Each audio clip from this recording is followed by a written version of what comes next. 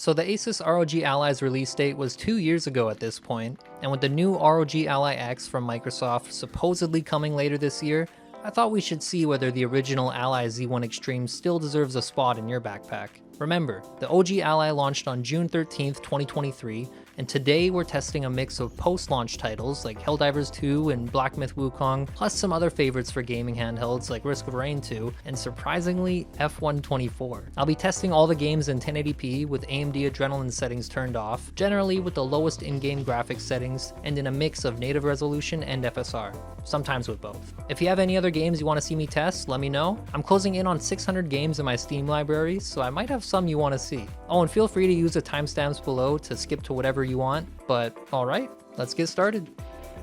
First, I wanted to take a quick look at the power, thermals, and sound. I'm playing in a room with a 21 degrees Celsius ambient temperature, and during the gaming benchmarks you should be able to see that my GPU temperatures seem to stay at around 80 degrees for most games. You could definitely hear the fans running, but it wasn't distracting at all. Here, take a listen.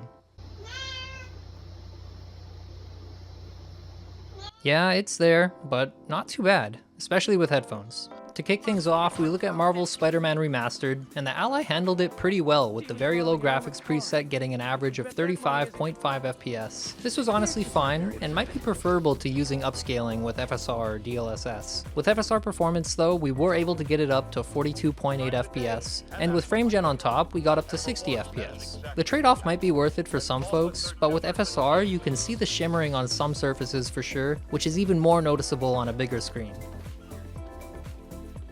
In Helldivers 2, I decided to test at a higher difficulty thanks to this comment, so here we are, fighting the Terminids at level 9. Using the low graphics preset and TSR Ultra Performance, we got an average of 41.6 FPS with 1% lows at 7.3. It must have stuttered a couple times throughout this game, but honestly I didn't really notice it. I had a lot of fun despite my game sense being terrible. I haven't played this game at all recently, but the new weapon attachments update makes me want to play a lot more. But yeah, overall you could play this game, but definitely not as good as your gaming PC.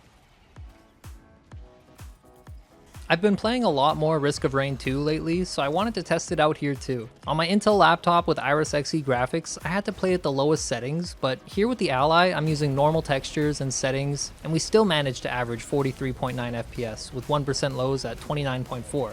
Surprisingly, I didn't mind this too much, but with a game like this, you don't really need high graphics, so you might as well lower it and see how it treats you. F124 was actually one of the most surprising games today. Here at the ultra low preset, we get an average FPS of 72 with a minimum of 50. And despite using 1080p in this 32-inch mode on my monitor, it actually looked pretty good. I couldn't believe how this tiny Windows handheld was capable of running this game.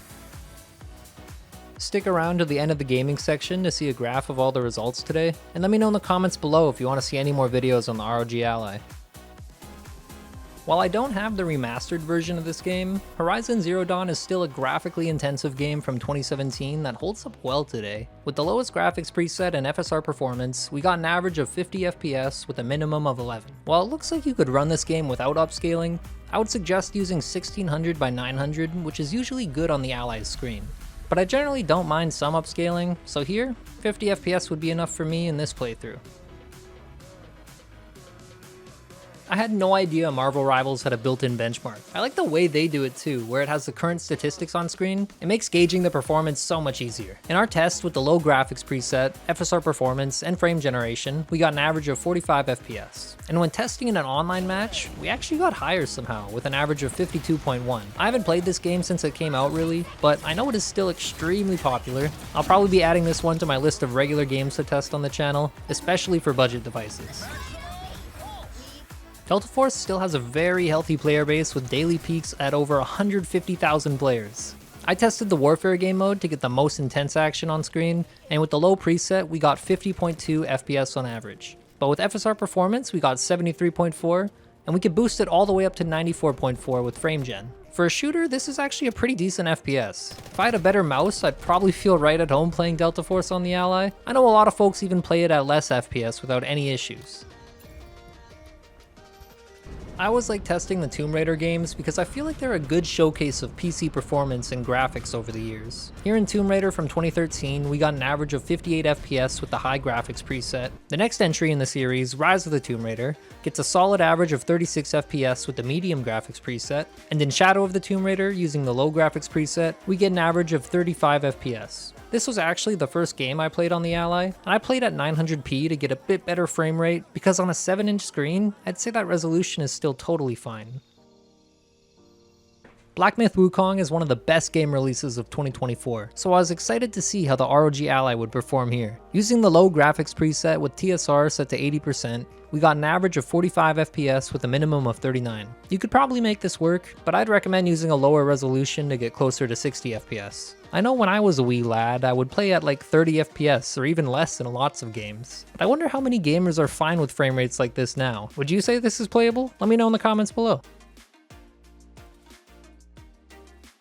The latest Call of Duty is still on a decline, with players flocking to less greedy and more unique games. In our test with the minimum preset, we got an average of 78 FPS. What I found strange though is that when I tested with FSR performance and frame generation, it only brought my FPS up to 79, so that was a boost of 1 FPS. Odd behavior, but I know in zombies I tend to play at 1600 by 900 resolution with FSR performance and frame gen, and I have a great time usually getting over 100 FPS.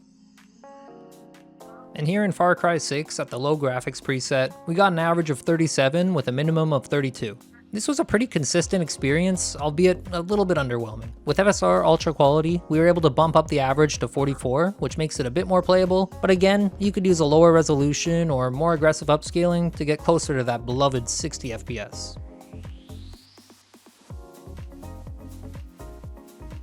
So then, how did the ASUS ROG Ally stack up with 1080p gaming across our selection of games? Well, it turned out a lot better than expected, I can tell you that. With the performance graph on screen, we could see that even these newer games in 2024 and 2025 were pretty playable, with some titles like Call of Duty Black Ops 6 reaching 78 FPS at native 1080p resolution. More demanding games proved to be a struggle for the Ally, like we could see with Black Myth Wukong and Helldivers 2. I think some of the best cases for a handheld like this are still playing older AAA games like Tomb Raider, or even with high graphics we can get just about 60 FPS. Although one area I think the Ally really shines in is with game streaming from your PC.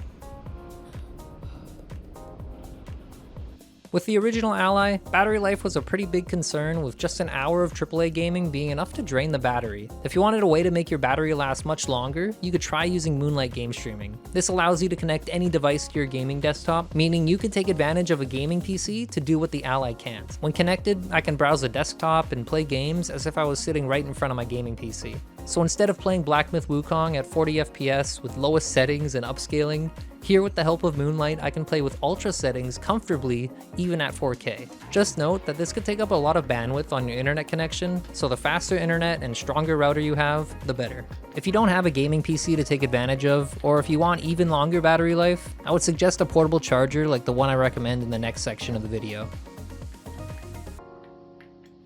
So after a year of ownership, the first must-have accessory for the ROG Ally I want to share is this 65-watt portable charger by INEU. It has 20,000 milliamp hours of juice and just enough strength at 65 watts to be able to drive the Ally in turbo mode. This has been super helpful for me as I use my Ally on my lunch break, and this lets me get a bit more performance playing in the 30-watt mode instead of 25-watt. It's usually priced at about $50 American with additional coupons, and use the links in the description below to check out anything I talk about. Next up is this USB-C to HDMI 2.1 adapter and the dock I use to keep the Ally standing up. The adapter is $31 and was one I've had for a long time with many devices. It's unique because it also has a USB-C power input, so I could plug my Ally into the HDMI 2.1 port on the monitor and also plug it in so I could stay connected with turbo mode. Similarly, this dock was $44 and has so many ports, including a 100-watt USB-C power input, a HDMI 2.1, Ethernet, and 3 USB 3.0 ports. And quickly, the best price power cord I found was this $19 100-watt one. You need 100 watts because a 65-watt charger won't let you use the 30-watt turbo mode.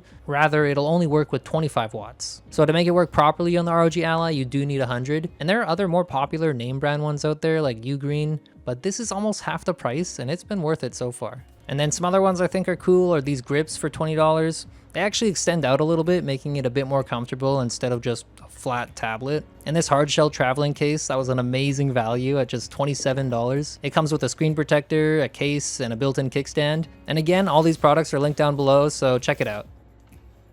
So taking a look at the ASUS ROG Ally after 2 years turned out pretty good. The performance on all the games I tested was acceptable, showing it can play games that came out even well after it launched. Next time I think I'll test more AAA games. I'm curious to see the performance in some other titles before I consider upgrading to any newer handhelds. If you were considering getting an Ally or its bigger battery brother, the Ally X, I would lean more towards the original Z1 Extreme version I have. For me, it was the better value, but if the Ally X is a good enough deal, I'd consider it. I'm not sure the features like extended battery are worth it for me though, as I already have that strong portable charger, which can also work for other things like my phone and laptop. And I have the HDMI 2.1 dock with USB ports, so I wouldn't need the additional USB port on the Ally X either.